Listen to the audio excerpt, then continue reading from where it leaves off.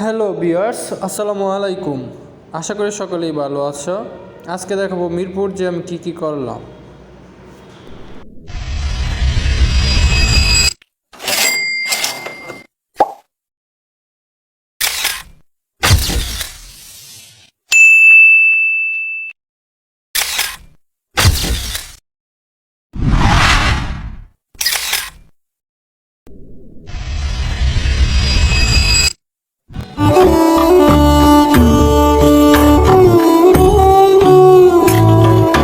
যেহেতু আজকে ক্লাস নাইকা, তার জন্য সকালবেলায় আমি একটু মিরপুর যাওয়ার সিদ্ধান্ত নিলাম। সেখানে আমার একটা প্ল্যান আসবো, আমার বন্ধুর সাথে দেখা করতে হবো। তাই ভার্সিটি থেকে হালকা পাতলা রেডি হয়ে রাস্তায় এসে গাড়ির জন্য ওয়েট করতেছি। আর ভাবতেছি আজকে অনেক রোদের মাঝখানে গাড়িতে চড়া আসা যাওয়াটা খুব কষ্টদায়ক হয়ে যাবে। আর কষ্টদায়ক করলে কি, ঘোরাফেরা করলে মন ভালো থাকে। একাকিত্বের চেয়ে ঘোরাফেরা টের ভালো। তোমরা যখনই সময় পাবে নিজের মন মতো হালকা পাতলা ঘুরে নিবা। ঘোরার মধ্যে আসলে একটু মন মানসিকতা ফ্রি হয়, মনটা ফ্রেশ লাগে।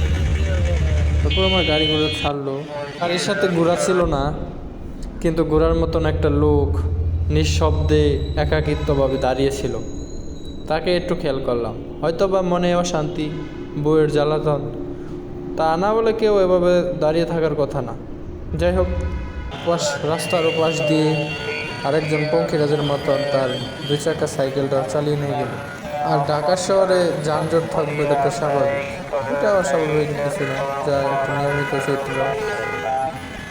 এদিক দিয়ে আসিয়া আমাকে ছেড়ে চলে গেল।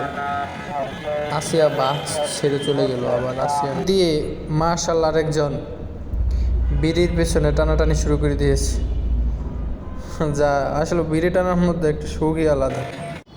এরপরই একটু মনটাকে সতেজ করার জন্য বন্ধুকে নিয়ে একটু আখের রস খাইলাম।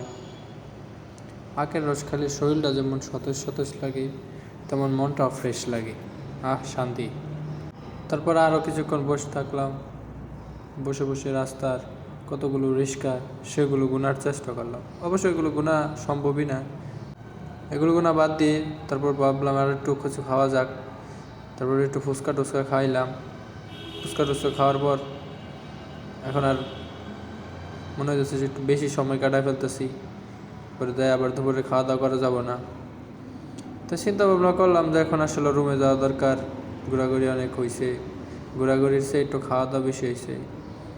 যাই হোক, আমার এই মিনি ব্লগে এবং মিনি ব্লগ দেখার জন্য সবাইকে অসংখ্য ধন্যবাদ।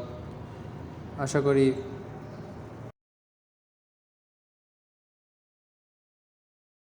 কোনো পরবর্তী মিনি ব্লগ নিয়ে, যেখানে আমার আকর্ষণীয় কোনো ভিডিও থাকবে।